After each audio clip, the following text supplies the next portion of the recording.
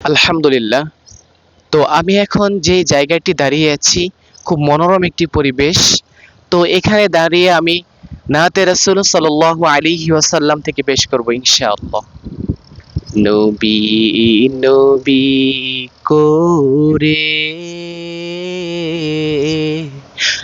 আর কত কাল আমি কাঁদব,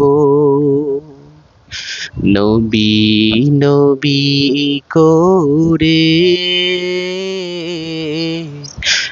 আর কত কাল আমি কাঁদব,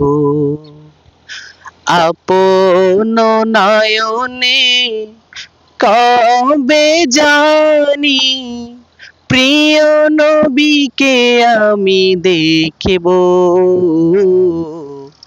নবী নবী করে আর কত কাল আমি কাঁদব।